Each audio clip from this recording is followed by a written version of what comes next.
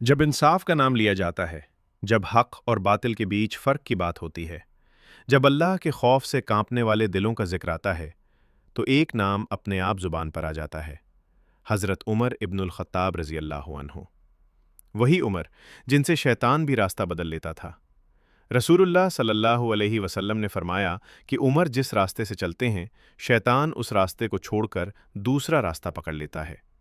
ये कोई आम इंसान नहीं थे। ये वो शख्स थे जिन्हें अल्लाह ने इस उम्मत के लिए इंसाफ की जिंदा मिसाल बना दिया। इस्लाम से पहले उमर इब्नुल ख़त्ताब कुरैश के सबसे ताकतवर, सख्त और रौबदार आदमी माने जाते थे। तलवार चलाने में माहिर, बहस में तेज और अपने कबीले में उनका डर बैठा हुआ था। इस्लाम उन्हें पसंद नहीं था, बल्कि वो इसे मिटा देना चाहते थे। एक दिन गुस्से से भरी तलवार लेकर निकले कि मोहम्मद सल्लल्लाहु अलैहि वसल्लम को कत्ल कर देंगे। लेकिन अल्लाह का फैसला इंसानों की सोच से कहीं ऊपर होता है।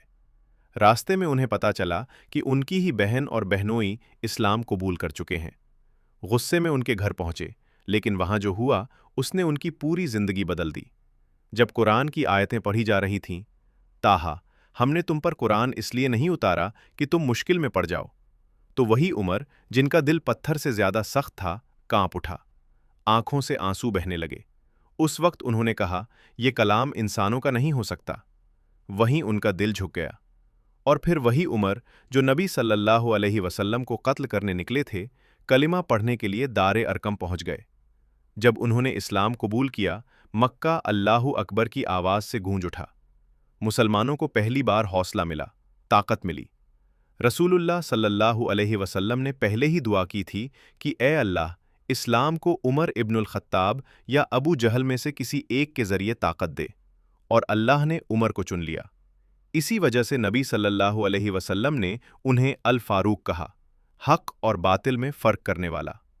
उनके इस्लाम लाने के बाद मुसलमान खुलेआम काबा में नमाज पढ़ने लगे, बिना डरे, बिना छुपे। रसूलुल्लाह सल्लल्लाहु अलैहि वसल्लम को उमर से ख़ास मोहब्बत थी। एक हदीस में आता है कि अगर मेरे बाद कोई नबी होता तो उमर होता। जिब्रील अलैहिस्सलाम ने बताया कि आसमान के फरिश्ते भी उमर से हया करते हैं। इतना ऊंचा दर्जा किसी आम इंसान को नहीं मिलता। कई मौक़ों पर कुरान की आयतें भी उमर की राय के मुताबिक नाजिल हुईं, और ये उनके ईमान की सच्चाई की सबसे बड़ी दलील है। जब रसूलुल्लाह सल्लल्लाहु अलैहि वसल्लम का इंतकाल हुआ और फिर हज़रत अबू बकर रज़ी अल्लाहु अन्हु खलीफा बने, उमर उनके सबसे बड़े सहायक थे। लेकिन जब अबू बकर रज़ी अल्लाहु अन्हु का इंतकाल हुआ और उमर खलीफा बने, तब दुनिया ने इंसाफ का असली मतलब देखा। वो अमीरुल मोमिनीन थे, लेकिन उनका हाल ये था कि रातों को छुपकर मदीना की गलियों में घूमते, ये देखने के लिए कि कोई भूखा तो नहीं, कोई मजलूम तो नहीं। एक रात उन्होंने देखा कि एक औरत चूल्हे पर पानी रखकर बच्चों को बहला रही है। बच्चे भूख से रो रहे थे। उमर रज़ी अल्लाहु अन्हु खुद बैतुल माल गए, आटा उठाया, अपनी पीठ पर लादा। उनके नौकर ने कहा, मैं उठा लूं? तो उमर बोले, क्या कयामत के दिन भी तू मेरा बोझ उठाएगा? उन्होंने खुद खाना पकाया, बच्चों को खिलाया, और तब तक नहीं गए जब तक बच्चों के चेहरे पर मुस्कान नहीं आ गई।